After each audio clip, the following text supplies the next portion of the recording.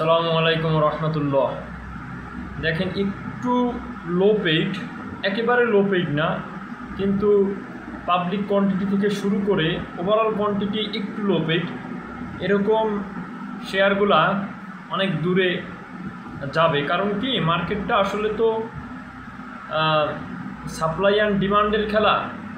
দেখা যায় এসব শেয়ার যখন ডাউনে চলে আসে তখন হয় কি জানেন, তখন একটা বাই প্রেশার পড়ে, পাবলিকলি একটা বাই প্রেশার পড়ে, বড় ইনভেস্টরদেরও একটা চোখ ওই শেয়ারগুলোর দিকে থাকে, ইনস্টিটিউটগুলোও চায় আর একটু আমি আমার শেয়ার হোল্ডিংটা বাড়িয়ে কীভাবে প্রফিট করা যায়। এই জন্য এই শেয়ারগুলার যে একটা নর্মাল ডিমান্ড থাকে, এই ডিমান্ডের জায়গা থেকেই শেয়ারগুলা কিন্তু কখনো কখনো এত উচ্চতায় চলে যায় যেটা কিন্তু রিয়েলাইজ করা যায় না, যেটা অনেকে চিন্তাও করতে পারে না। দেখেন ইনটেক কোথায় চলে গেল, আপনি যদি দেখেন আইএসএন কোথায় চলে গেল।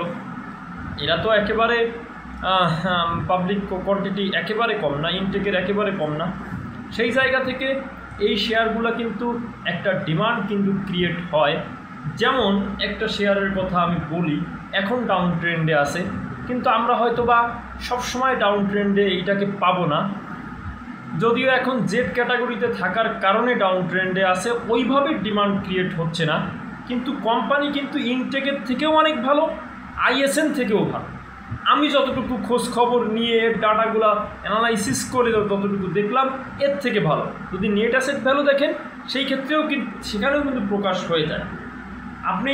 আমি বলতেছি জিআইসিএল গোল্ডেন হেভি কেমিক্যালের কথা, আপনারা রিসেন্ট নেট অ্যাসেট ভ্যালু দেখেন 73 টাকা, মানে বুক ভ্যালু শেয়ার প্রতি নিট সম্পদ মূল্য 72-73 টাকা, এবং কোম্পানিটাও কিন্তু চালু আছে।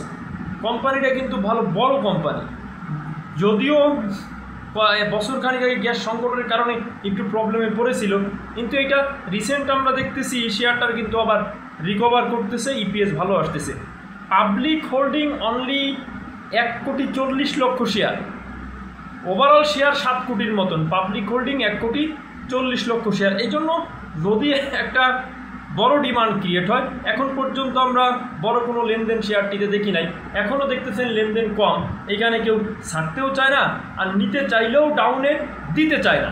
এই শেয়ারগুলার কিন্তু যখন একটা মুভমেন্ট আসে, এখান থেকে একটা ভালো মুভমেন্ট পাওয়া যায়, বা ভালো মুভমেন্ট বা ভালো একটা প্রফিট কিন্তু বিনিয়োগকারীরা ডাউনে কিনতে পারলে একটা প্রফিট কিন্তু টেক করতে পারে। যদিও আমি একটা সিম্পল প্রাইস যখন বেড়ে যায় তারপর থেকেই আমি আর সেই শেয়ারগুলোর কথা দেখছেন আমি কখনোই বলি না, কারণ আমি চাই না আমার ভিডিও দেখে অন্ততপক্ষে কেউ কোনো শেয়ারে লুজার হোক, অন্ততপক্ষে পুঁজিটা সেফ থাকে। আসসালামু আলাইকুম রহমতুল্লাহ।